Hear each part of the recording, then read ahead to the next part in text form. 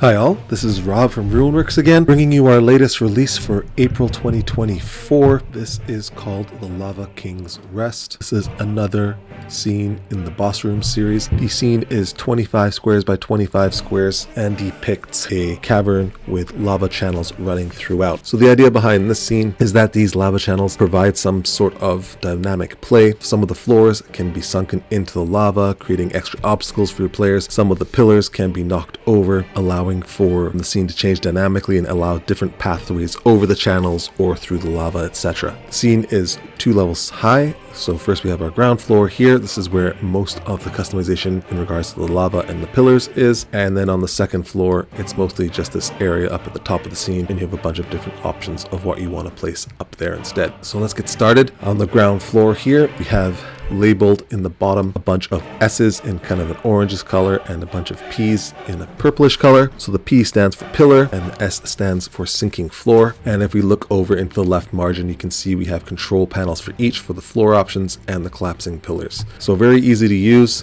just one click to change how things work. If we were to click on sinking floor 1 button over here on the left, that would correspond to this area here beside this S1 marker. Clicking on it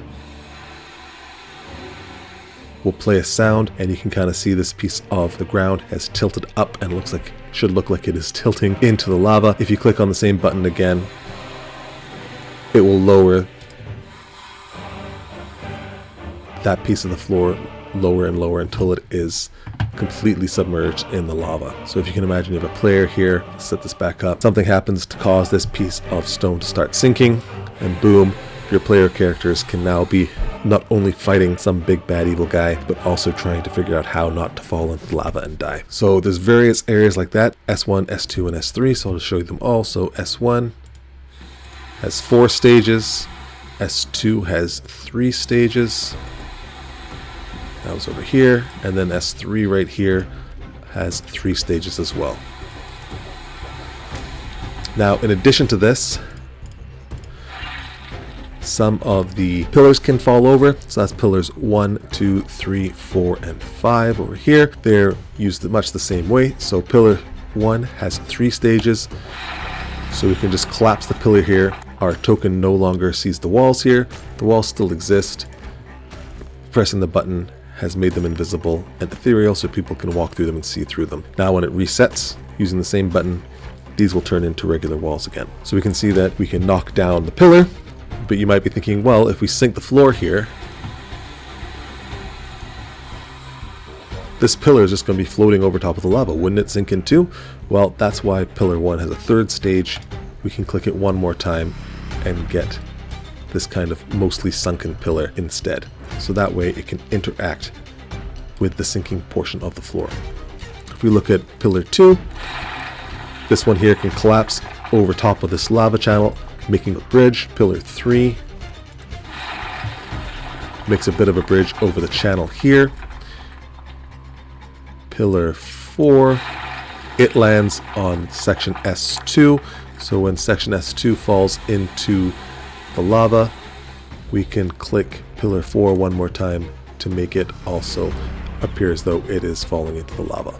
And then we have lastly our pillar 5. It has 3 stages as well. So 1, you can knock over the pillar, maybe it lands on your players, but it is also on section S3. So if we click S3 into the lava, we'll note that pillar 5 can also be aligned with the lava as well, those pieces sinking in.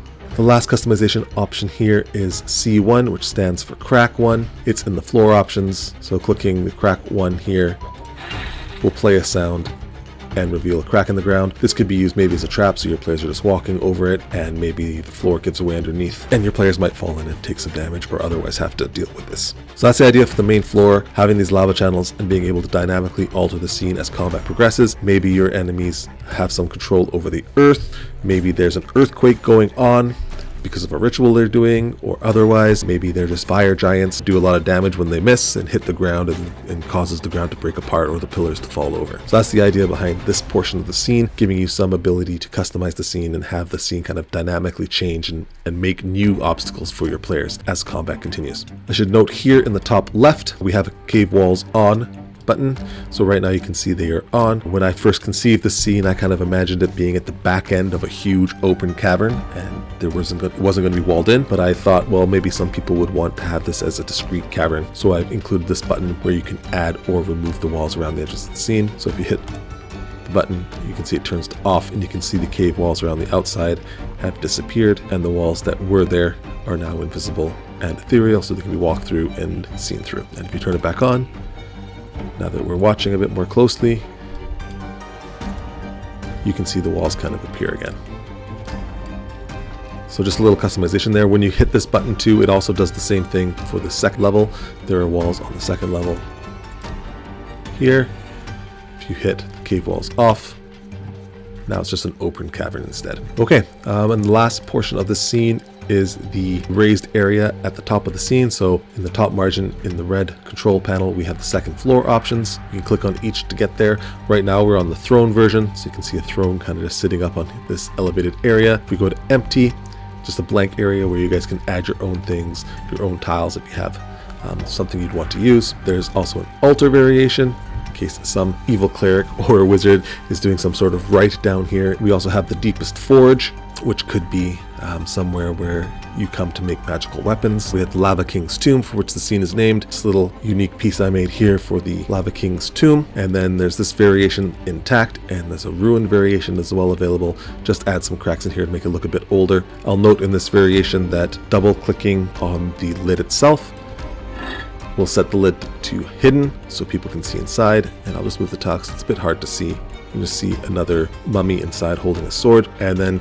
if you want to have the lid put back on, you can just double click it once more. And also for this variation, the braziers can be turned on and off. So just double clicking on the braziers switches off their lights and changes their image to dark.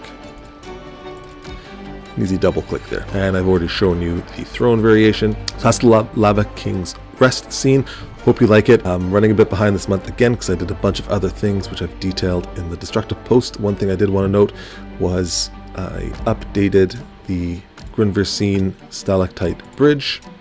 So this scene should look familiar to you guys. This is our stalactite bridge. What I've done now is in the false bottom level, I've put in a snapshot of the stalactite basin scene so you can actually properly see what is supposed to go below this if you're running the Dwarven Ruins of Grinver series. This is what it would look like from the scene above. Now don't worry, the other variations are still there, and the control button is still there. It's just an extra variation that's been added. So this isn't really a playable level, it's just there for the image.